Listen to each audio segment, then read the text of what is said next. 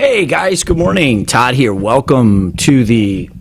I swear I will get a new microphone set up here. I've had a couple people say, "Get this big thing out of your face."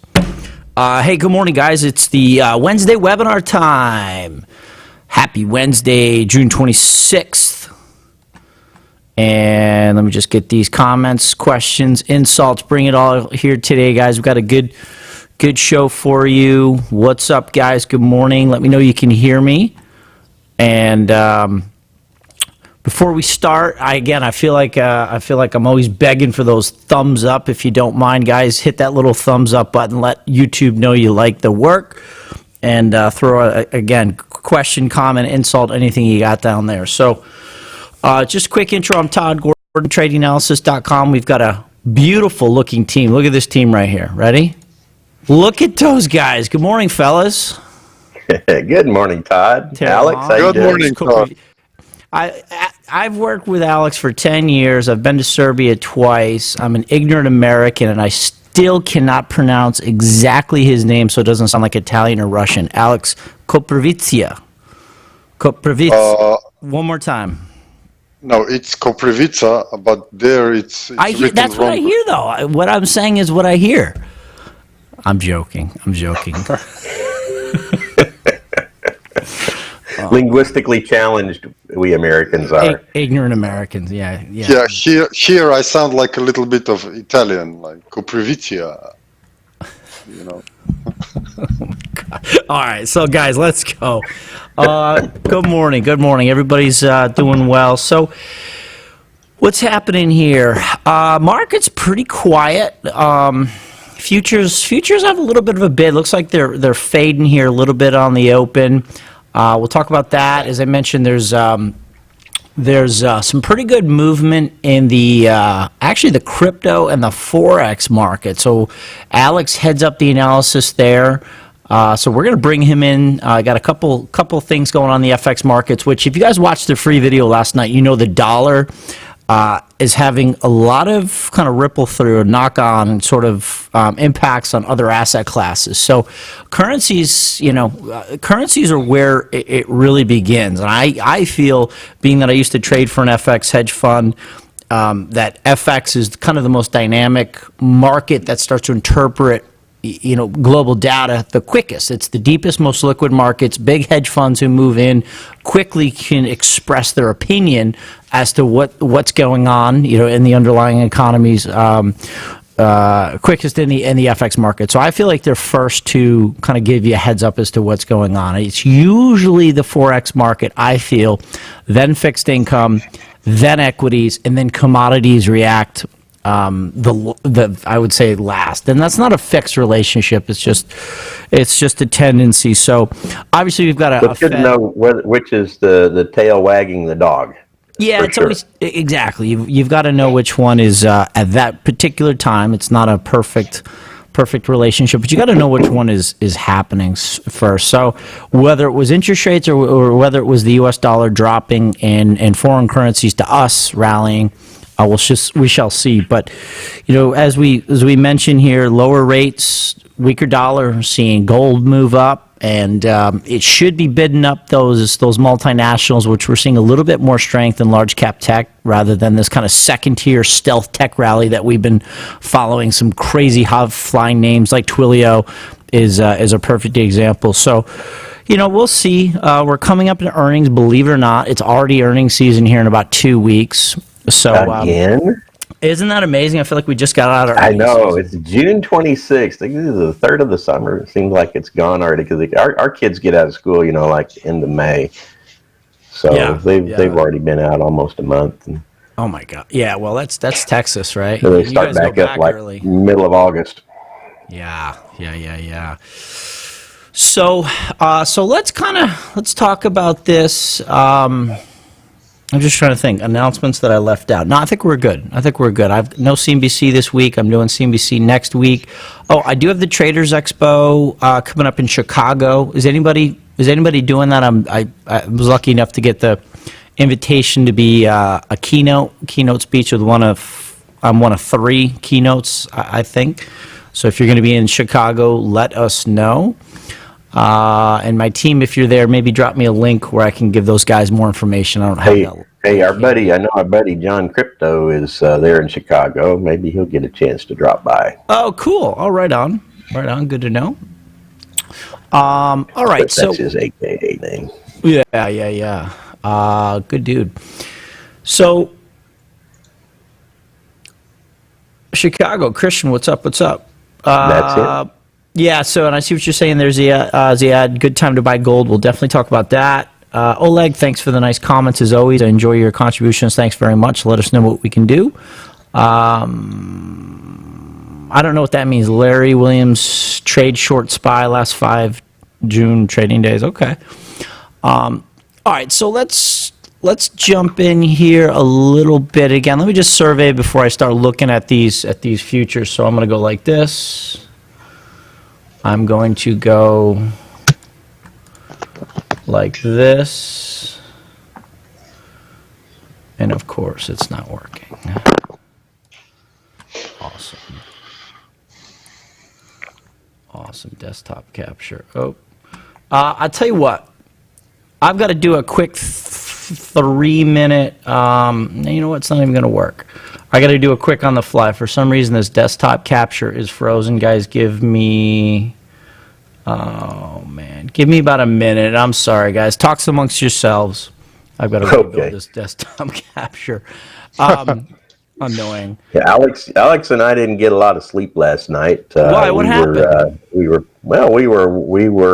tracking Bitcoin to what we thought was going to be a good place to short. Okay. We'll talk about that here a little bit more in detail. What our trade plans are there.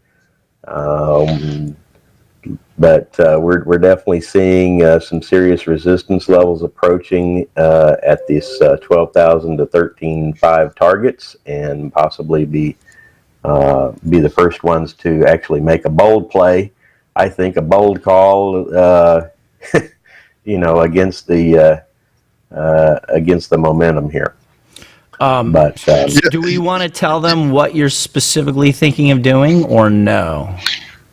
We also was tracking the Reserve Bank of New Zealand because we have exposure on 2 currencies now. Okay. So that was one of the reasons we stayed late as well, because my time it was 3 a.m.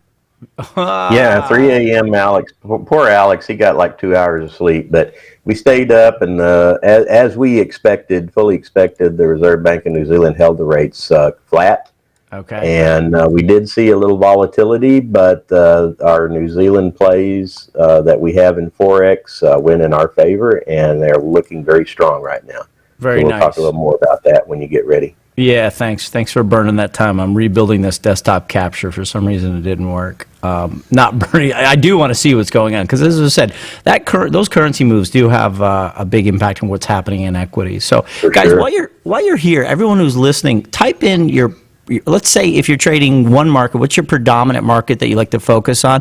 And if you have a second and third, maybe list those out. I'd like to know what you guys are most interested in. I'm almost done with this. Some reason this happens. The desktop capture freezes up, and I've just got to rebuild it. I'm almost done. The good thing with this software, though, it definitely lets you go and kind of adjust things on the fly. Okay, perfect. So there we go. And I just did that on the fly. How about that? Right on. Okay. So let's kind of dive in here. And again, let me just take those questions. Come on, guys. As I said, tell me what markets you're trading. Thank you, Zachary. I want to know what you guys are most interested in on that chat. All right, so let me just give you a quick overview here. I am going to bring Alex's desktop in. So, what is happening here? I briefly covered it in the free video last night. We are flirting with all-time highs here in the market.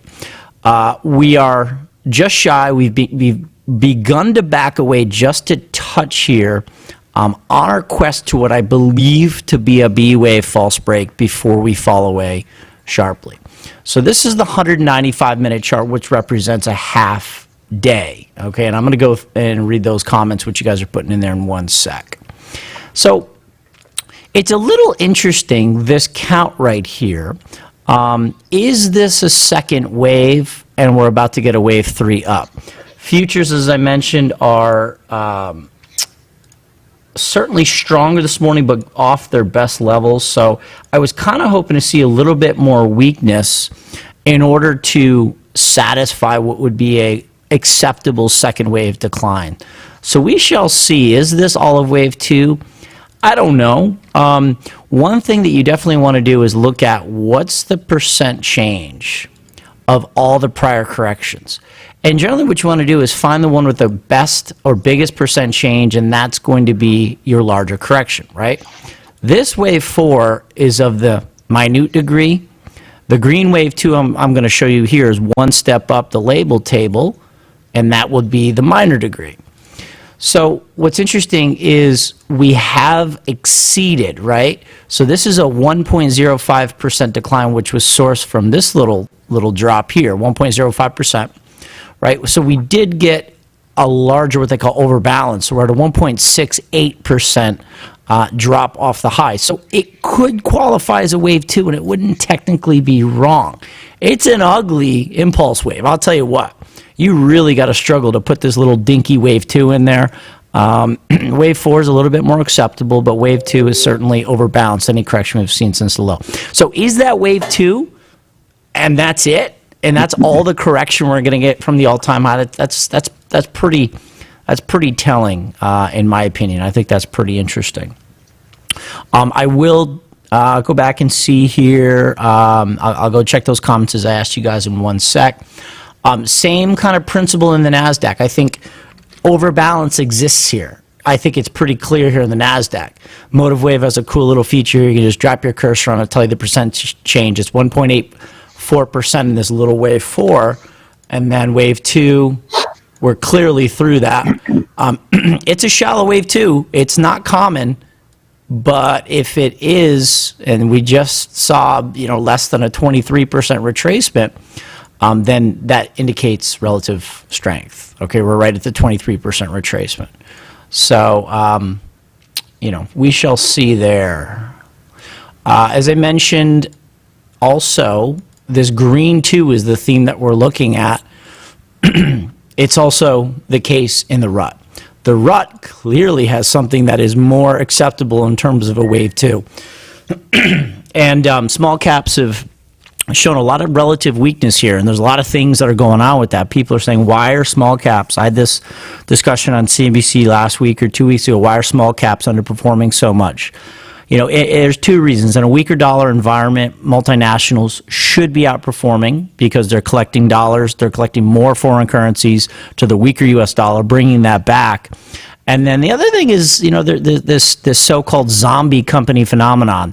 X%, I don't have the number right offhand, X% of small caps are not making any money, and at this point, probably won't.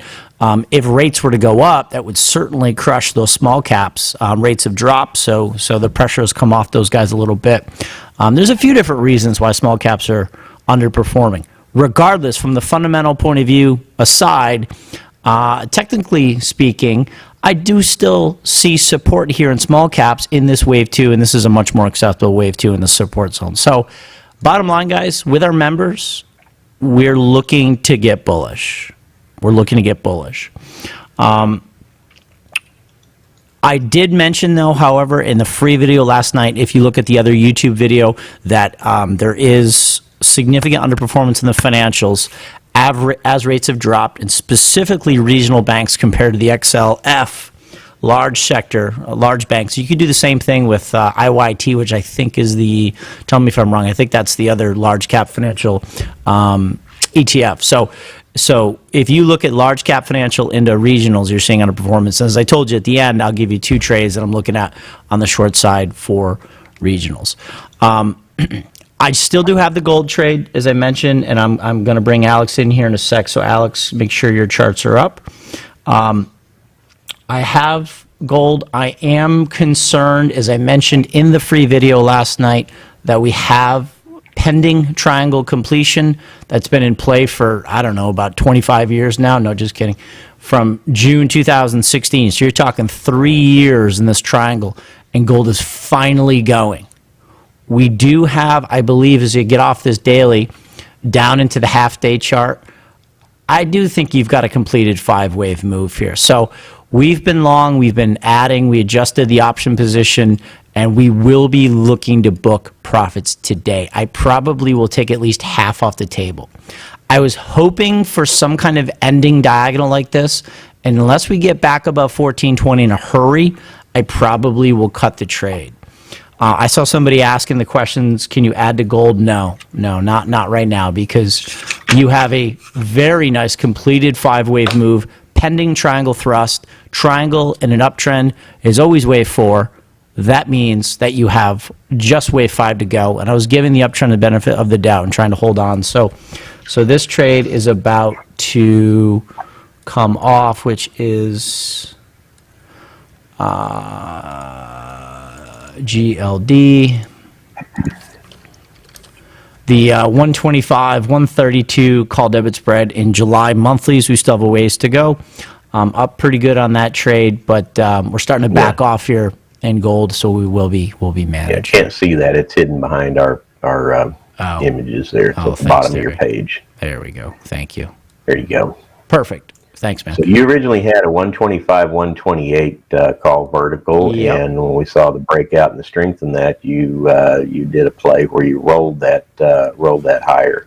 Yeah, you had a bit of a profit in that position to begin with, so limited risk, wave count pointing higher. Yeah, and so I think that was a good call too.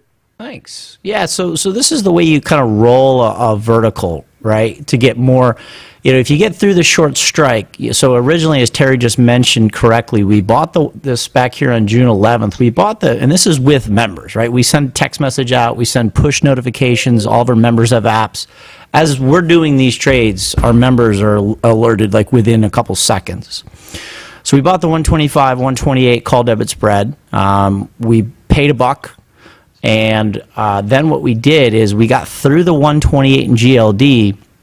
So in order to roll a call debit spread, basically what you do is you keep the lower call strike, and then you do another call debit spread with the upper strike. So the original trade was to sell the 128s. I want to buy those back, buy back the 128s, and then sell a higher strike in order to get more upside room to make money if the gold market was going.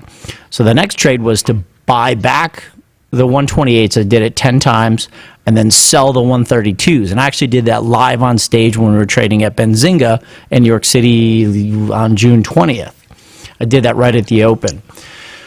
So the whole trade is like, this profit is not accurate because it's showing profits from the original 125, but remember, I lost money on the 128, which I closed because I wanted to extend up to 132. So so we're up about $3,000 or $2,500 total on the trade with $500 of initial risk, right? Because the whole thing was a 99-cent debit. Usually, you risk about 50% of that trade. But the point is, on June 20th, why would you add to the trade? Because we just broken from wave 4 right here. Just broke from wave 4. We should have a little bit more room to go.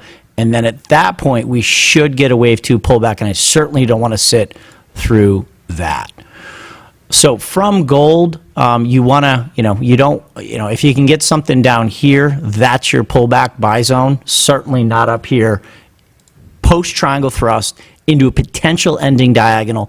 Elliott wave is telling you from a contextual point of view that this is way overcooked on the upside. Can't be adding here. I could be wrong, but I'm sticking to the methodology. So to the dollar, and at this point I'm going to flip it over to Alex here. I believe Alex is the head of Forex and crypto analysis. Alex and Terry team up on that. I believe, Alex, and I'll toss it to you, the dollar's shown a very tepid rally here. And over the last couple of weeks, we've begun to back away. This is a weekly chart. So the longer-term perspective is in we're C of B of a flat, which will give us a bit more weakness before the market moves up. Is that still the top count, Alex, in the dollar? Yeah, pretty much. We have been tracking this consolidation from the last year, August. Yep. And finally, it gave up. For now, we are tracking a possible 5-wave move lower to, let's say, 92 to 92.50 levels on dollar index. Okay, perfect. And guys, I have to underline this, that when all the four major asset classes, fixed income, equities, commodities, and currencies, are all kind of playing together, I feel like that's when trading is most opportunistic, because when you have a macro suggestion of a correlated market to say, I'm not exactly sure what the wave count is in this dollar, but if you look at the fixed income or commodities or even the equity markets and you have a better feeling and you know the relationship, the correlation that's happening at that time, it gives this chart more clarity.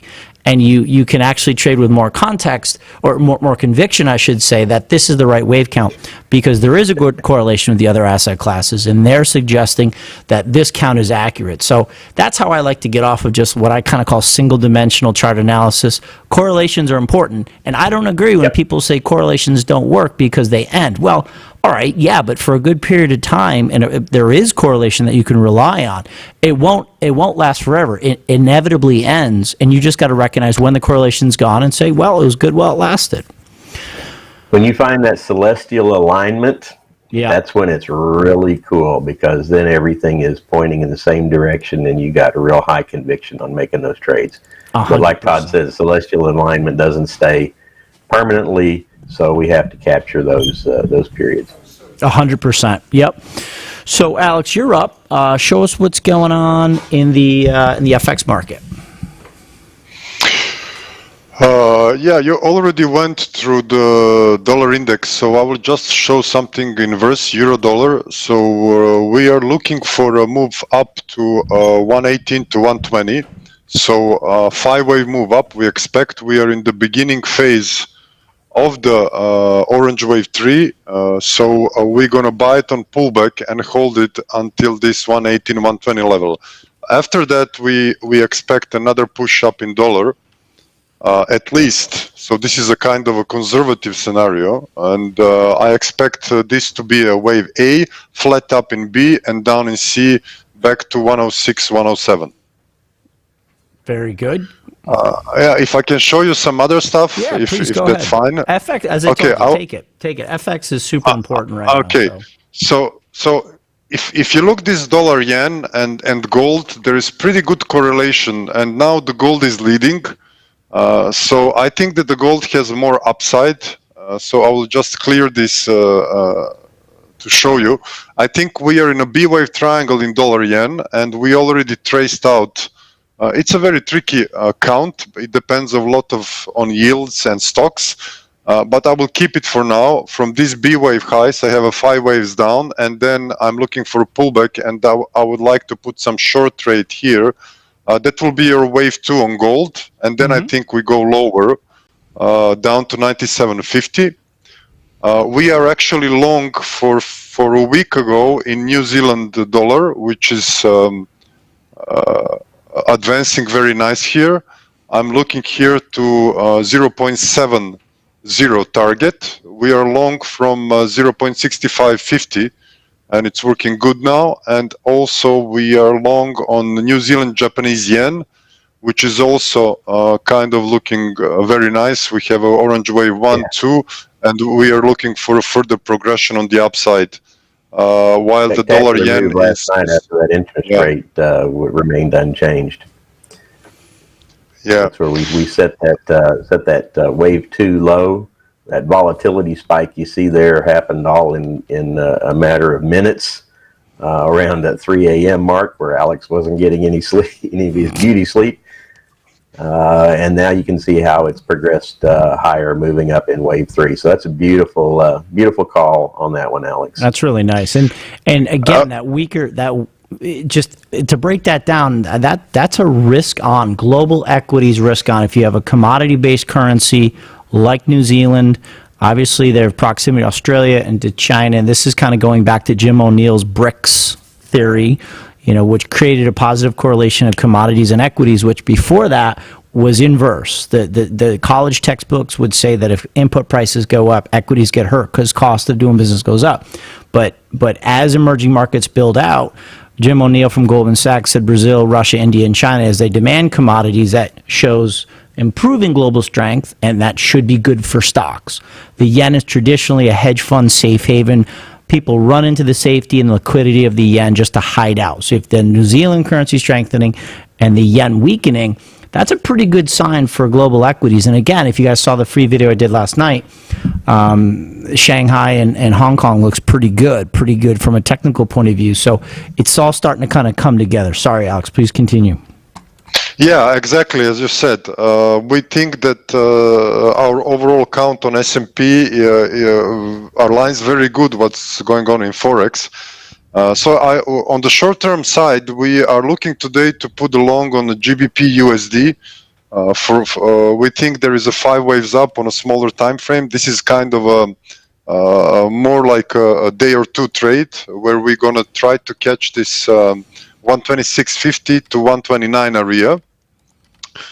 So we trade kind of a swing trades and a longer term trades in our Forex services. Volatility picks up.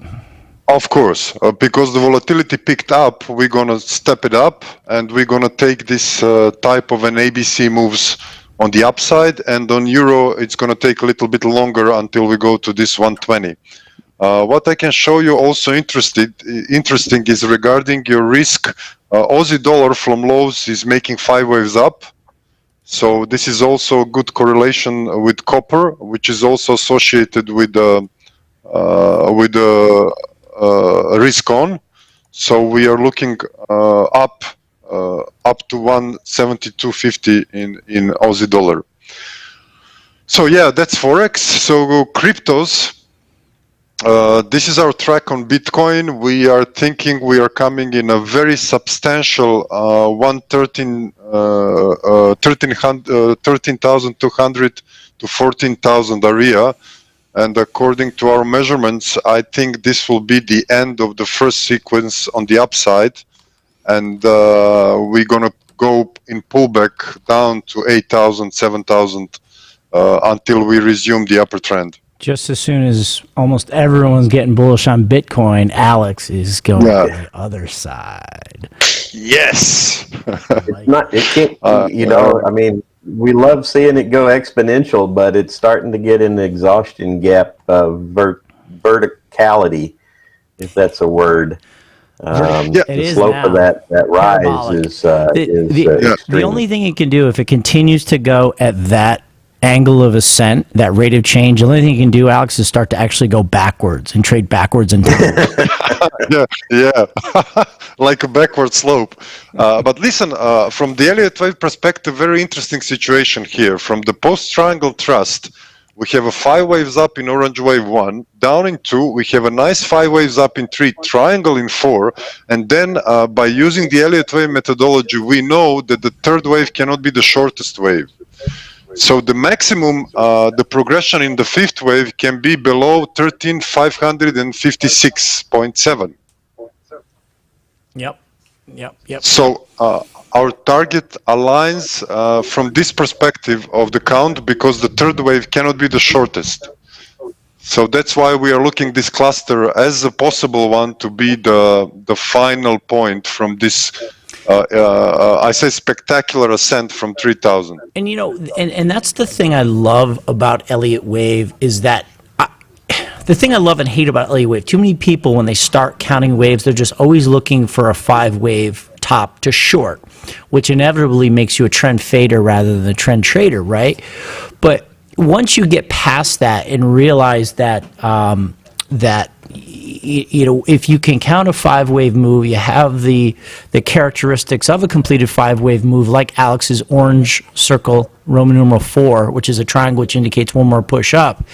it's one of the few methodologies that I know that can really put you in the right position to say, I'm going to step in the front of a massive move like this. But most importantly, you know right where you're wrong through clustering a fib and wave 5 targets. So the point that I'm saying is, though it's a low probability trade, even with the context that Elliott wave gives you, the risk, is what Alex has got.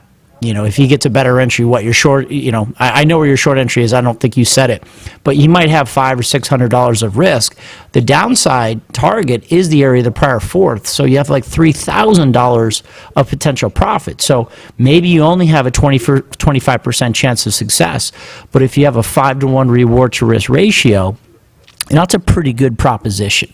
So again, I don't know many methodologies out there that can in very specific situations allow you to step in front of a big trade, big trend like that. So yeah, actually we're looking for an ABC pullback here, which will come to the previous fourth wave, which is around 7,500. Don't give it all away. Listen, guys, come over to if you're into FX, if you're into cryptos, Alex and Terry will do you right. Come over to tradinganalysis.com. Good stuff there. Can we leave it there? I don't want you to give the whole farm away. Sure, no problem. All right, good work. Good work. This guys. And more. We cover most of the top 10 market cap altcoins in the service as well. Ethereum is setting up similarly. Not all the cryptos are following Bitcoin exactly. They are many of them starting to develop their own characteristics and personalities, and we talk about that with our members and lead them through several of those different major, what we call the major crypto pairs. Well said. Well said. All right, guys. So let's push on here. Let me just check these comments as I asked you guys. Let's see. So I asked you guys what markets you primarily trade, and I see crypto, stocks, SPX gold, crypto, S&P cryptos, S&P Dow options, XBT, which is your Bitcoin futures, ETF verticals. That's interesting. R Brown. That's very specific. Give me more information on that. I'm curious. Is that more like retirement or gold stocks, USA, NQ and oil, index futures, stock options, CEFs and prefers? Okay, S&P options, Bitcoin. Wow, Bitcoin's coming back. Wow. Oh, by the way, I forgot to tell you guys. I saw in my neighborhood, I don't know who it is. I saw a license plate. It said XRP space HLDR. I was like, that's cool. Get it? Hold on for dear life. Yeah, right? His license plate said XRP holder in my neighborhood. Hold on for dear life. I don't even know who it is. That's funny. Right? Well, he needs to be in our service, Todd. Should I pull them over like citizen's arrest? I need to talk to you. Just leave a note on the windshield wiper next time you see the car. Maybe it's a founder. Knowing your neighborhood, Todd, could be. Stop it! I just spit on myself. That's funny. All right. So, all right, enough of you guys. Okay, so two things. I told you two regional banks that we want to look at, but first, let me throw one more short at you. These are kind of non-correlated trades to the broader market. With the members, we tried this trade once before. It's been a pretty spectacular rally back from Tesla from the 180 level, which we caught. We were short Tesla through the 220, targeting 180 with downside put butterflies into the 180 target. Very easy target to see. It was just simply the area of this prior deep second wave correction post diagonal, which is often a traction zone. So we put the trade on just to get down into that zone. We've rallied back quite sharply. I tried the short side once, stopped myself out again, but here we go again in Tesla. That is starting to show resistance into this zone. So this is a trade that we might be looking to put on with our members. We've got clearly a three-wave move here. Well, not clearly. It looks more like a 3 than a 5. Oops. That was interesting. Okay, so you got 3 waves up, and we're starting to make a lower higher in Tesla, so I'm wondering if we might take another shot to get the 5 of C lows down in Tesla. So members, if you're here, we'll be discussing that at the member webinar, which begins in 38 minutes. 2 trades, as I mentioned last night in the free video, there's pretty good underperformance in this lower interest rate environment, financials relative to regional banks.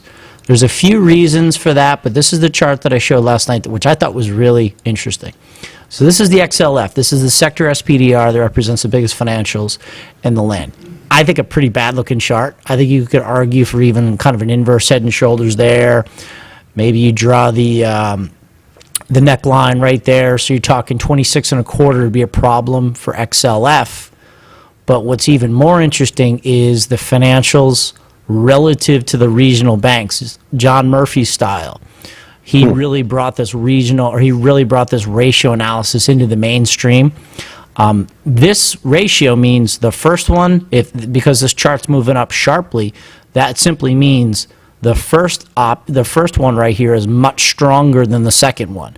Second one is much weaker than the first one. So even though financials are underperforming the broader market, regionals are significantly underperforming the large caps.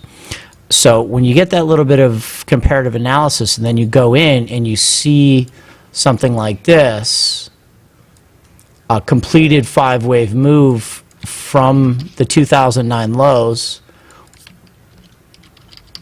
right there, and then each of the 5 waves, 1, 2, 3, 4, 5, break down into the required subdivisions, and then you scroll in here a little bit, you get a 5-wave move down, beautiful triangle.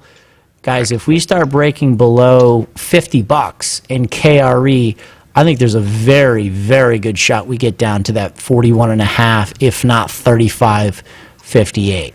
On top of that, if this thing really gets going, you got the area of the prior fourth, which is a textbook downside target at 32.63. So, you know, you're talking an index, an S&P index that is hesitating on a quadruple top at all-time highs, financials which are underperforming the S&P, small cap regionals which are underperforming the financials. So you've got, you know, the weakest of the weakest and a good technical position. So 2 trades I just wanted to take you through quickly. Here, FHN, First Horizon National. I just wanted to do the wave count live for you, okay? I just wanted to kind of show you what's going on. If this is, in fact, a 5-wave move, and you might recognize that little triangle that looks just like the index, using our Motive Wave software here, I would say I'm going to work that out. There's 3, triangle 4, and then down in 5. Okay. Ooh, that's going to be close. You're a little pip high there, looks like. Yeah, that's going to be really close. That's actually, oh yeah, yes it is. That's fine. That's fine. So what we do, the triangle remains, okay, and that actually works fine because just like the index, A, B, C, D, E could just be a B wave triangle, still have C wave implications, right? You can't have a wave 2 that retraces more than 100% of 1. So the correction actually begins here. And I'll let Motive Wave do the work, okay? Might give him a little help right there. Actually, we can just do it a regular impulse right there. Decompose as an impulse. Okay, we'll work him out a little bit. I'm going to go back during the member webinar and kind of work this out a little bit. In fact, we might have to make him complex, which is fine. This is going to wind up being a W wave. But the real point that I wanted to show was just a clean triangle here. And that's the thing that matters. Whether this is C wave or Y wave, the implications will be the same. Okay, if it's a Y wave, we're still going to get likely that drop. So with FHN, you know, I think the risk is quite low, above 14.7. A break below 13.37 will get you going. And the kind of trade you could do here is in FHN, going 51 days out. You know, I think that's reasonable. We're trying to get down to the area right around the $12 mark. something like buying the 15 puts. I wouldn't even do a vertical because they're not pricing in much, even 51 days out. They're not pricing in much of a move because volatility is very low within a triangle, which is common for options. So just buying the 15 puts with a little bit of value, those are a negative delta 70. So there's a little bit of intrinsic value in those options. That would certainly be the way to go. But again, this looks like it's going to be complex. In fact, I'll go ahead and do that correctly. I hate to do incorrect work. So we're going to bring over Elliott Wave, and we're going to go combination. That's going to be the beginning. This is a complex correction, which means the end of the world is not upon us in regional banks, which is fine. Okay, so then we're going to decompose as a correction, and then you can work that out into X, and then we have another ABC down. So that's the first one that we're going to be looking at. And then the next one that I also like is KeyBank, which is actually a bank up. There's a lot of key banks up here in upstate New York. Same kind of situation. You know, it's probably a complex correction on the way down. ABC into Triangle X. Same thing. We'll let Motive Wave do the work. You can have an X wave triangle. And then we'll do a W as an ABC. Decompose as a correction, and trying to get down again into the $14 to the $12 region. So if we look at the options market for KeyBank, KEY, 51 days out, expected move is $1.25 off of a $17 price. So you're trying to get down basically towards those old lows, about 14 to 15 bucks. We're trading 17, so you could even buy like at the money 17s, sell the 15s if you want, you know, take in about 50 cents for a $2 spread. Pretty good reward, 3-to-1 reward to risk ratio there. So that could be a good downside hedge for a portfolio, and something that we will be looking to do because, as I mentioned, we are pretty long in our stock portfolio that we manage for our members, but we use the options market to hedge our longer-term exposure. All right. Yeah, exactly, Joe. Key has a similar setup as a regional bank. Okay, guys, so closing thoughts, Alex, Terry, anything else we left off there? I think we pretty covered everything what we wanted. Okay. Yep, good. And the other thing, guys, is keep an eye. We have a big campaign going with Motive Wave. Okay, that's going to be something that will be coming up. This is the charting software that Alex, Terry, and I and our entire team use. You can find out more information from tradinganalysis.com under our partner page. Okay, so if you go up here to partners, Motive Wave is the software we use. That's the Elliott Wave software. There's going to be a lot coming out on Motive Wave soon, so details to be released. So definitely check that out if you're interested in the software. Okay, besides that, obviously, trading analysis, we have complete suite of analysis for crypto, Forex, stocks, and stock options. I'm showing you a fraction of my team right here. So we have a full service business for your active trader or more position-based trader. So every service comes with videos, a chart room where you get all major markets that you follow in 3 degrees of trend, a trade desk, which includes all the entries and exits and all positions that we put on. We trade with live capital. There's complete transparency. There's integrity in the accounting of how we position each trade. So transparency is what we shoot for. So check us out. It's not what we shoot for. It's what we practice every single day. So check us out if you like. And if you did enjoy the video, guys, again, hit that little thumbs up on YouTube. Throw a comment or question in there. Let us know that you enjoy it. I've got special guests coming up. I'm booking them out for the summer. So this show will continue. We're going to be building a little set back there. I have a new Falcon computer. I use Falcon trading computers coming in to build out a cool studio set. I'm going full on Mad Money, Jim Cramer style back there. No, I'm just kidding. Jim Cramer. No, we're going to get aggressive in here in the Saratoga office. So you got to get all those sound effect buttons, Todd. Anything's possible. And can you imagine like a true Mad Money of technicals? Oh my gosh. I mentioned it. Andy, what do I have to come say hi? Guys, meet, and we're going to sign off here in a second. Come meet my new, what's your title? Andy Minkstein, right there, my buddy for a long time. I'm happy to get him. I stole him from his job from New York City, and he's going to straighten this business right out. What's up, man? Happy to be here. Right on. Things are good. If there's problems at all, write him. Yeah. Email him. No, I'm just kidding.